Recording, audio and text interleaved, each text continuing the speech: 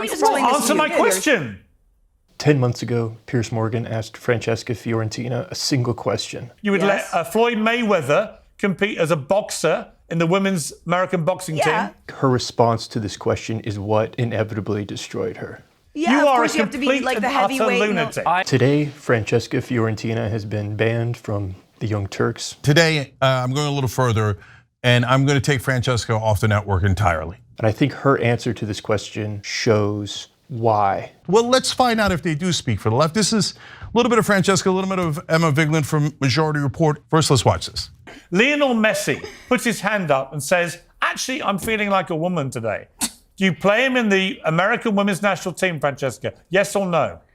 Lionel Messi had to undergo an incredible... Yes or no?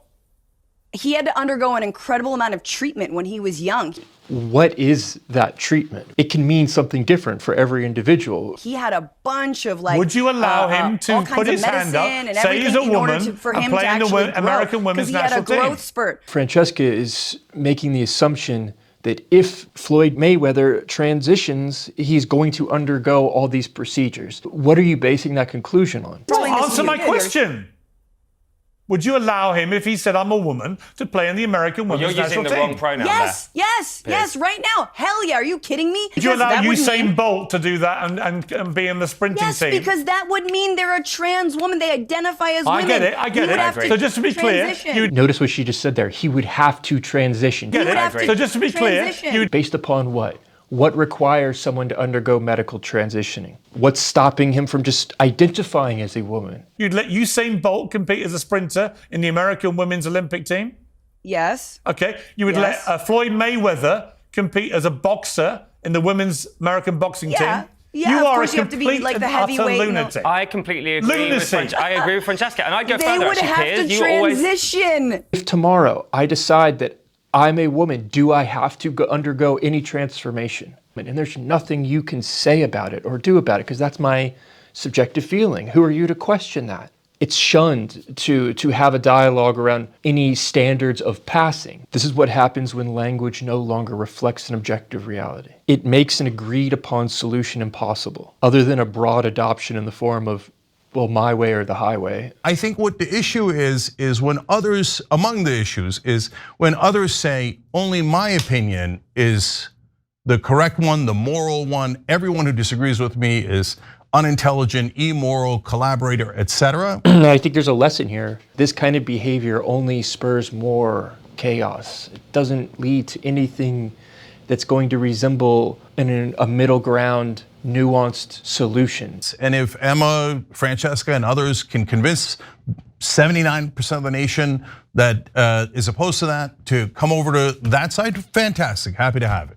This is one of those examples that people would not believe unless you see it yourself. You're correct that trans women should be able to compete in women's sports, but your argument for it is just scientifically and factually incorrect. I'm actually not bad about this. I'm 100% right on this. I don't give a the scientific explanations. People, if they identify as a woman, get to compete in sports. If this blind certainty that you are right, science be damned, literally. If that's not fair in the short term for a variety of little competitions, I don't give a shit. I don't give a shit, because the societal interest of including trans people in society trumps stupid competition. Full stop. So I'm right about this. You're wrong about this. It doesn't matter what the effects are on this large number of people. Their rights don't matter as much as this group. It's virtuous to do so because this is an oppressed group. It's the blind certainty that should be alarming. I hear this all the time. My daughter plays sports. What am I going to tell to her? You know, it's not fair to her to compete with this kind of person. I was severely injured in a high school volleyball game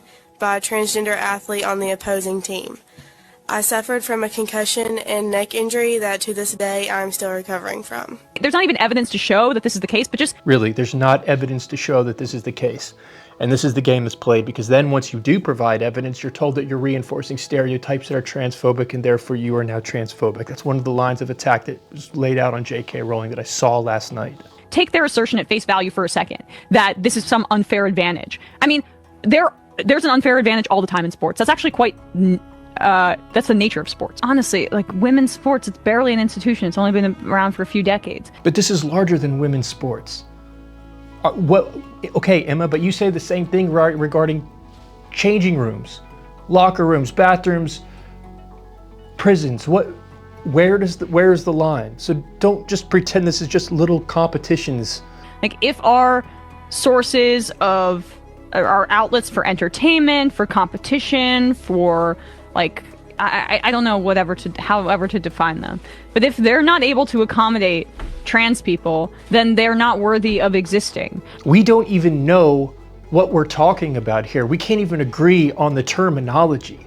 We can't even say trans woman. No, it's woman. If we could say trans woman, we might be able to make some progress. Like, it's just like, we're talking about movie theaters. What are we talking about here? I mean, I love sports as much as anyone, but if they cannot accommodate, including trans people, I don't give a shit about them being robust. It's just, you know, be inclusive or don't be.